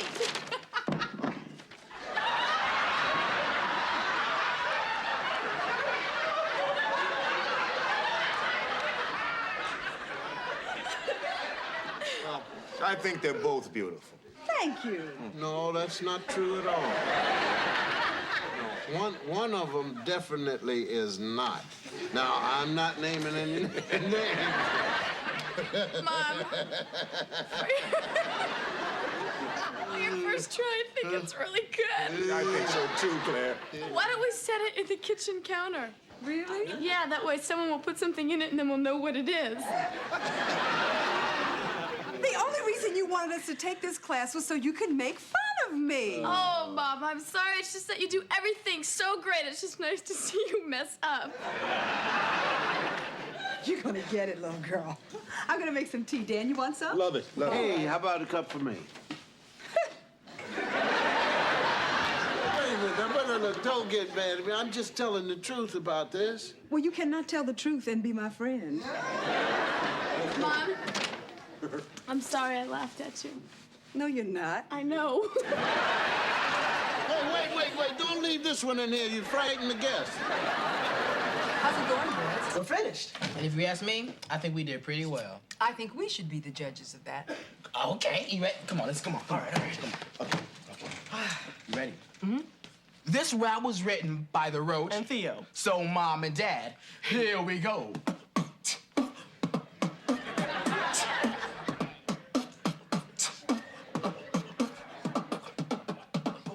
This is your life to do something with. Don't be too scared to compete. Don't stand around and keep losing ground, or you end up on the street. Hey, you gotta do something with your life, or don't be too scared to try. I don't develop a frown, just stand around until life just passes you by. Hey, and when you do wake up and begin to see that life ain't a piece of cake, whether you win real big or lose real bad, you gotta sleep in the bed you make. Cause this is your life to do something with. Don't be too scared to be out. Don't stand around and keep losing ground, or you end up on your feet. Hey, you gotta keep burning that midnight oil. Cause that's a fact that still remains. Hey, boy, you gotta study hard. You gotta study long. You gotta exercise your brains because this is your life to do something with. Don't be too scared to compete. Don't stand around and keep losing ground, or you end up on the street. Ow! Or you end up on the street. Or you end up on the street. Yes? Come here. What is it, Vanessa? Just come here. Vanessa, honey, I'm busy. Well, what's important? Okay, so why don't you come down here? My life is over. What happened? This. You got a pimple. Oh, is it that big? Well, no, I could barely see it. But you did see it. You pointed it out. A pimple? A pimple? My beauty has ended. My life is over. Stop. Let me see. No. I want to see it. Mom, what am I gonna do? Put a Band-Aid on it. Vanessa, take it easy. It's only in the middle of your forehead. You can tell people you're a unicorn. You should stop it. I remember a certain person who got a pimple, locked herself in her bedroom, and closed the curtains. Well, at least I'm not hiding. Yeah, has Robert seen it? Mom, I can't let Robert see me this way. I want him to remember me the way I was. He can't see me. Vanessa. You're growing up, honey. You're growing up. You have hormones jumping up and down. Your body's changing. Sometimes you're gonna get a blemish. Yes, in the middle of your forehead. I'm kidding. Seriously, Vanessa, come with me. There are ways of living with a pimple. What are you gonna do to me, Denise? Nothing, nothing. I swear it'll look good and it'll be painless. What's happening? Pimple. Who? Vanessa. What are we gonna do about it? Busted. Okay, an acute triangle. Oh, what about it? What's an acute triangle? A cute triangle is a triangle that looks good. Cockroach, come on, get serious. Okay, all right. An acute triangle is a triangle with 3 acute angles. You got it. Good, now let's quit. We can't quit. We haven't even gotten to the hard stuff yet. Now, come on, give me the theorem for the centroid of a triangle. Oh, man. The centroid is the point of concurrency of the medians. Okay, now what is the median? Forget it. Cockroach, I guarantee Mrs. Westlake is gonna ask this. The medians are points, and something about a vertex in the opposite side. Look, this might help. Read it and explain it to me. The medians of a triangle are concurrent at a point whose distance from any vertex is 2/3 the distance from that vertex to the midpoint of the opposite side. Okay, what does it mean? I don't know, and I really don't care. Cockroach, come on, you were getting it, man. Yeah. Well, you can't go, we're not through studying yet. You see this coat? I'm through. Man, you were getting it. I don't want to get it. What's the matter? Dr. Huxtable, I don't care about the size. Whoa, wait a minute. What do you mean you don't care? You don't care about my furniture? Rubbing it is not going to help it. sorry, Doctor. That's all right. Now, what is it you don't care about? I don't care about the circumference of a circle, and I couldn't care less about complementary and supplementary angles. Dad, he was getting it. He's just frustrated. I'm frustrated because this stuff I'm studying is worthless. I mean, when am I ever going to use this stuff in the real world? Walter, you are going to need math in the real world. No, I won't. Why? Because I'm going to inherit my dad's scrap iron business. Well, Walter, you're going to need math because you're going to have to count the money. We have an accountant who does that. Well, you're going to have someone weigh the metal. Well, we have a foreman who does that. Then, Walter, you're going to be broke. What do you mean? Well, if the foreman can count and the accountant can count and you can't, you're going to be broke. Good one, Dad. Thank you. All right, I'll study. But I don't think it's fair. I mean, Miss Westlake assigns more homework than any of the other teachers, and she thinks that math is the only subject in the whole world. And when we take a test, she just stands there grinning like she's having the time of her life. The more we sweat, the more she loves it. Huxtable residence. Ms. Westlake? Yeah, hold on. You promised me you were gonna pay me back today. The day's not over, is it? What are you two doing? Theo owes me $5. You too. Look, Vanessa, I don't owe you $5. I owe you $3. You know, lately I've been hearing you owe, and at the front and the back of it, I hear the name Theo. You owe everybody. I don't owe everybody. You owe me a quarter. I'm good for it. When? Oh, I'll tell you when. Never. All right. I'm gonna pay you.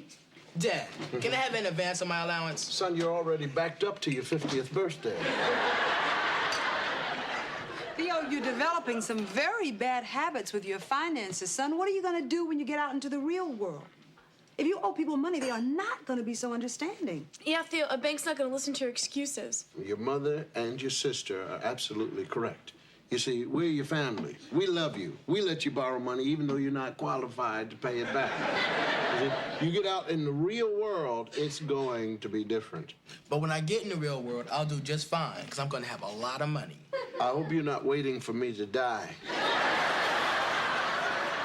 No, I'm going to earn it. How? I'm going to be a model.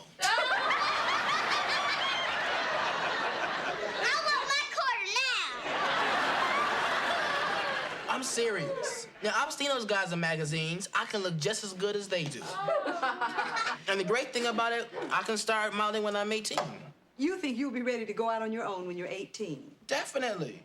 As a model, I'll be making the big money. Yes. But before you make the big money, you'll be making maybe teeny money. With very little money, you're going to have to get an apartment. You're going to have to get all the things you need. When the time comes, I'll be ready.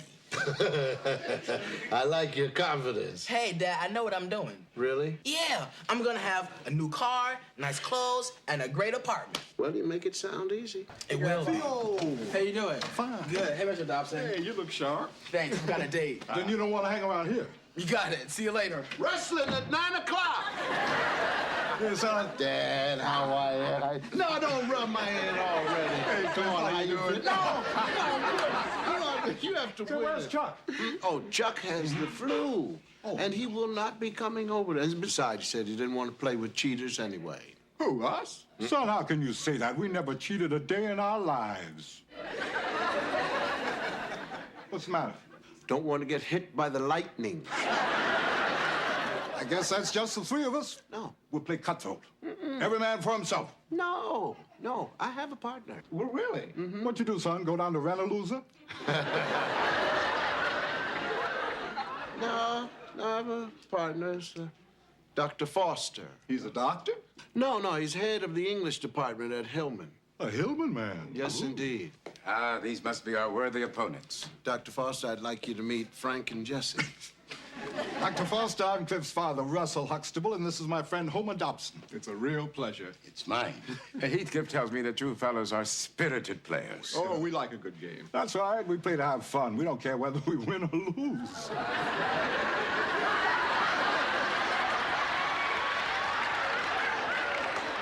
Lightning. I I want you to know that Heathcliff and I will not be easily beaten. That's good.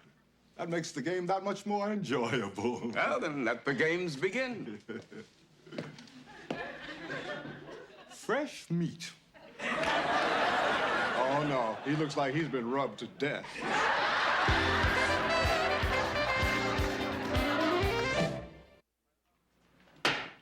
My father used to say, no matter how dumb the dealer looks, always cut the cards.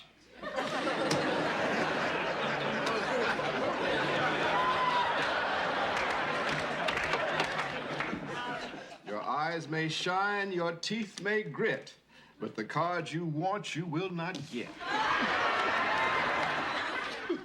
Watch it, Homer. Oh, that was low. Am I missing something? They're trying to tell us that since they're playing us, vultures are circling overhead. Hello, gentlemen. Claire. Oh, please sit down. I'm taking the girls out for some ice cream. Shall I bring home some for the winners? Good idea. Homer, what would you like? I could go for a little pecan praline. Yeah, that'd be especially good after the victory. I got it. Come on, sweetheart. Oh, no, Rudy, you're not going anywhere until you give Granddad a kiss. Mwah. When is Daddy gonna get his head rubbed? Later, sweetheart. Gentlemen, before we begin, I'd like to ask a question. Do you usually play straight partners, cutthroat, or double-deck auction with a widow?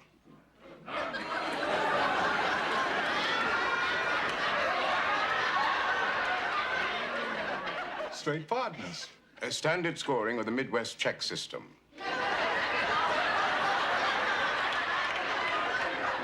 Just what is the Midwest check system?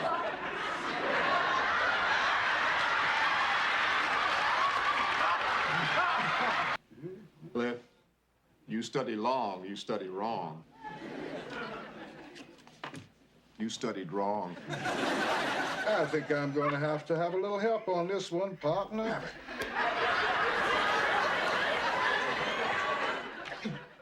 Pay them no mind, Heathcliff. It's merely sound and fury signifying nothing. And why are you wearing that silly card on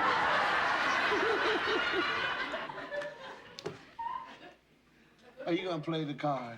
Why should I play the card when it feels so good on my face? Come on, please, play the card. Thank you, partner. Nothing to it. You know, Russell, this warm weather reminds me when I was young. We used to take the ball and the glove and go down to the baseball diamond.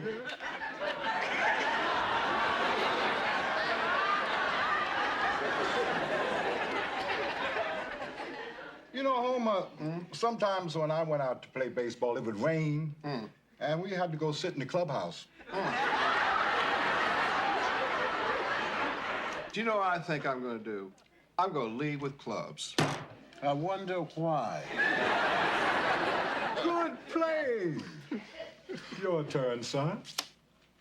Is that the king of clubs? That is the king of clubs. Well, to borrow from the great Duke Ellington, it don't mean a thing if I beat your king. You had the ace? Yes, I did. Oh. Dr. Foster, if you'll throw in your card, I can collect this trick. That may be difficult to do, Mr. Huxtable Sr. For since you threw your ace in my face, I may have to bump your rump with my trump.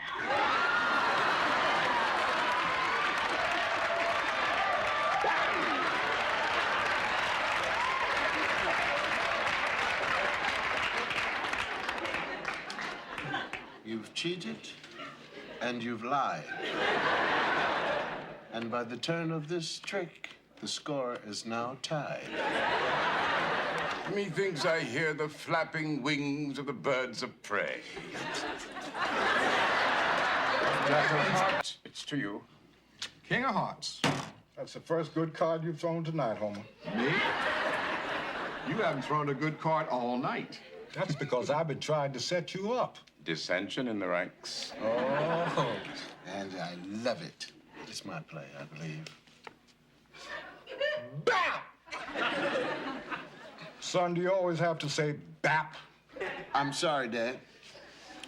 Kapow! 9. The trick, I believe, is yours, Heathcliff. Yes, thank you. Does there still exist in Pinochle a tradition in which the taking of each and every trick results in the rubbing of the opponent's heads? I believe so. But first, you have to win all the tricks. Well, it seems there's only one trick left to be had. Dad, in all the years, I have never rubbed your head. You realize that, don't you? And so, I shall lead with the queen of going to the garden and get the spade.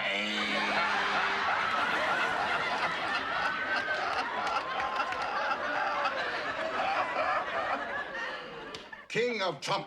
And now somewhere is the ace. That's right. Now surely, sir, you have the ace. Put it on your forehead, as you have so many times. No, I ain't gonna do it. Come on, Dr. Foster. We know you've got the ace. Well, it's a possibility. Well, before I lay down my final card, I am reminded of the immortal words of Hamlet. Aye, there's the rub.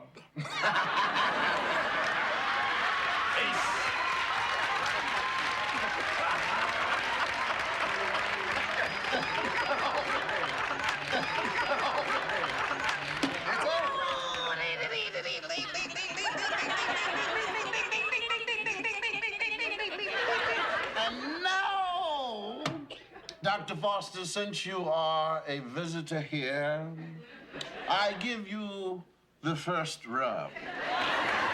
Thank you. The rubbing of the head. The rubbing of the head. Hi-ho, the dairy-o, the rubbing of the head.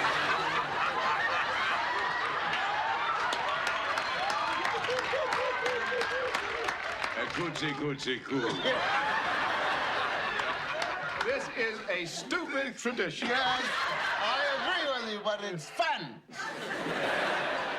And now! Now, son, you are really not going to go through with this, are you?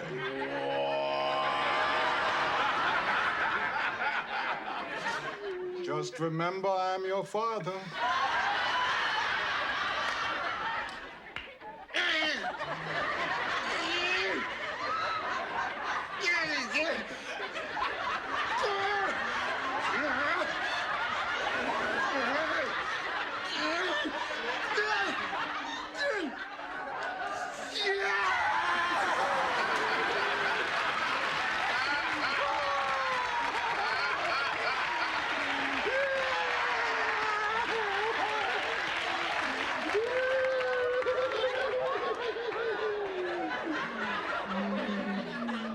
Are you through? No.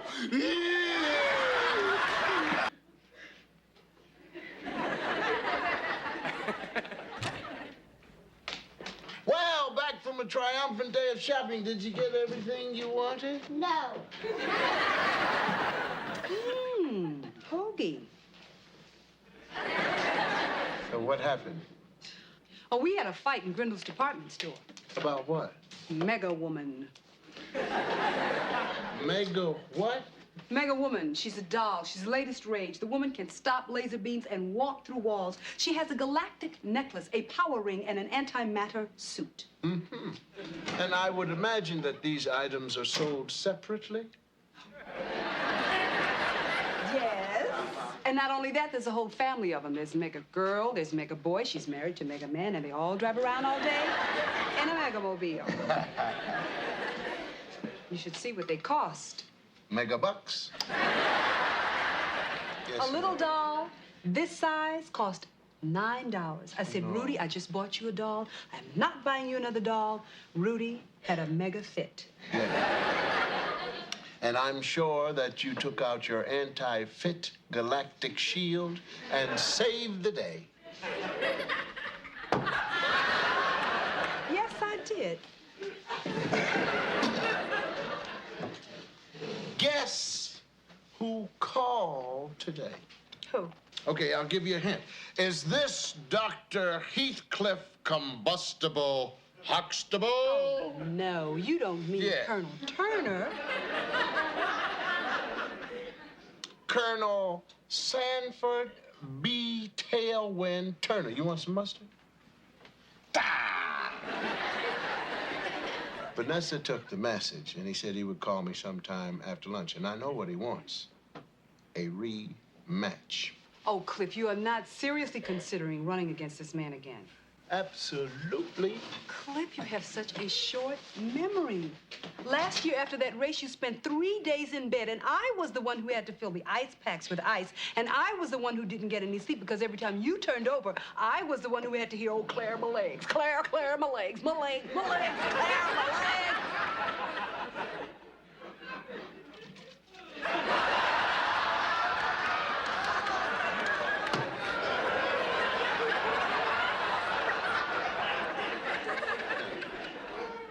That was then. But I have been working out, and I am in shape. Look at me. You look pretty good. Okay. Can I have a napkin? You want a napkin? Okay.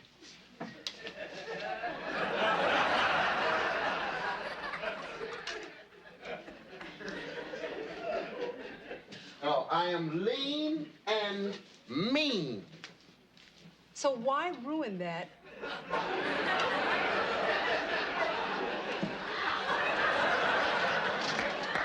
Why ruin it by running a race? The only thing I'm going to ruin is his pride. But, honey, you did that last year when you won. No, we didn't win, dear. It was a tie. No, it was not. Cliff, you won. Hey. Denise, What? the relay race your father ran last year, who won? No, but it was a tie. Tie. Told you it was a tie. It was not a tie.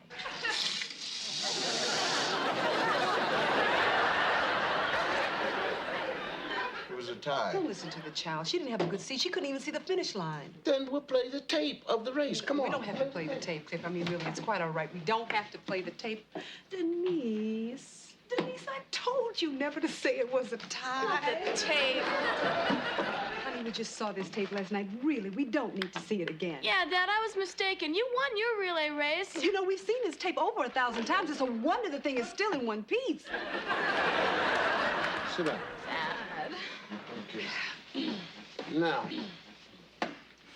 turn this thing on and there.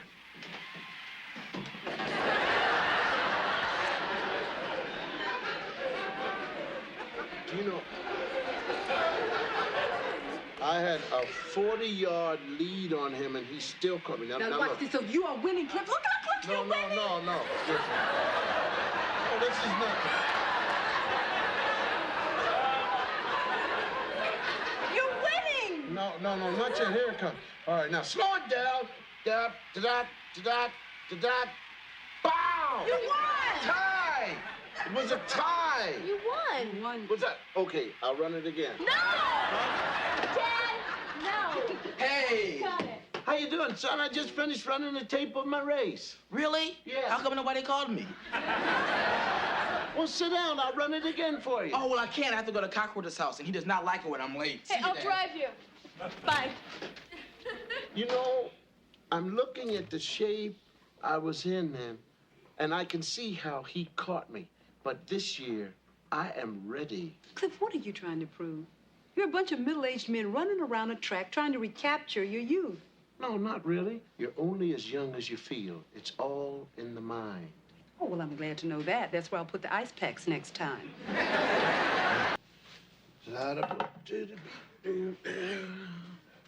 Hey, Put. Hi. What's the matter? You don't look too happy. I hate college. Did somebody tell you you had to go right now? Why do you hate it? College takes everybody away. First it took away Sandra, and now it's going to take Denise away, right? I don't want Denise to go away. Yeah, I don't want Denise to go either. As a matter of fact, it makes me very sad. It does? I feel sadder than you. Nuh-uh.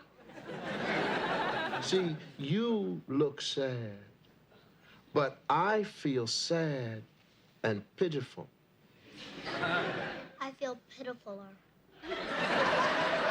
Come here, let's take a look. Because I think I look sadder and pitifuler than you. Now, there we are. We're looking sad and pitiful. But I also look pathetic. I look Radiker. Well, what do you think we should do? Tell Denise she can't go. That's a good idea. We'll tell her that she can't go. All right. No, wait, though. Now, if we tell her that she can't go, then Denise is going to feel very sad. I don't want Denise to be sad. Well, neither do I, but what are we going to do? Because when we tell her she can go to college, then she's going to be gone, and we'll never see her again. We will. No, we won't. She could come home for Thanksgiving. Oh, yeah. She'd come home for Thanksgiving just like Sandra. And we could call her on the phone maybe, huh? Yes? Guess what else? We could drive down to the school and stay at the hotel. And order room service. Well, now, wait a minute. But I feel much better about this now, don't you? Yes? Yeah. Oh, thank you so much for making me feel so much better. Your ideas were wonderful. You're welcome. Yeah. Can I have a Zerbert? Flint, the dinner was lovely. But you've been on your feet the entire time. Why don't you sit down? No, I enjoy doing this, Mom. He has to do it. He lost a bet to me. Oh? Well, in that case, I'll have some more coffee. Dad, you know, I could use some more potatoes. Why don't you just bring potatoes for everyone? Why don't we say that the dinner is officially over and get on to Denise's announcement? Okay, I'll take a break. But Dad, save those potatoes. Denise, I believe you have something to tell us. Okay, the announcement that I'd like to make is tonight's dinner was delicious. Denise, get serious. I am serious. This meal made me realize that I never want to leave this kind of home cooking. Oh, no, she picked NYU. Hey, what I'm saying is wherever I go, I'll be taking all of you with me. And where are you taking us? Okay. The school I decided to go to is... You know, there are a lot of good schools out there, Denise. and I picked one of them. This school had everything that I wanted. And it also produced some very special people who went on to do great things, including having me. Oh. I'm going to Hillman. Oh, all right.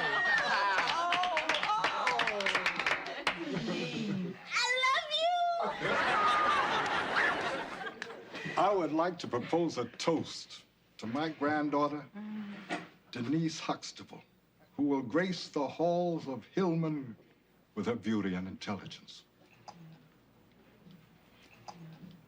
You know, when you were born, I took one look at you and said, this one's going to Hillman. He said that about all of you. Denise, I want you to know that we're very proud of you. Thanks, Grandma. Okay, I'd like to say a few words. Are we going to need a dictionary for this? No, Dad. Okay. Denise, congratulations on your decision. I predict that you will be a leader and a very influential person at Hillman. Pretty soon, everybody will be dressing weird and changing their hairstyles every other day. And I would like to say, even though it's not the coast, I approve. Thank you. And while you're gone, I'll be happy to look after your car for you. I'm taking my car with me. But I'm really gonna miss you. But as your brother, I want you to know that I'm also very available to help you interview any potential roommates. Oh, sit down. Well, it's a dirty job, but somebody's gotta do it. That is correct. Okay, Denise, I just want to say one thing. Whenever you come home from school, you're perfectly welcome to use my new room for a small fee. Thanks a lot. My turn, my turn. And what do you want to say? I don't know. Okay, well, just say what you feel. Denise, I'm going to miss you, and I love you very much. Oh, I'm gonna miss you, and I love you too. You better bring me back home a T-shirt. I will, I promise. Denise, your father and I have something here that we wrote for you. You go first. Go ahead.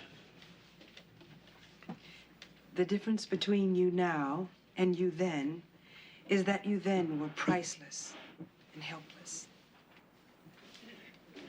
You now are still beyond price, but we are letting you go slowly but certainly. And we feel you slipping from our hands as we remember you then. And pray for you now.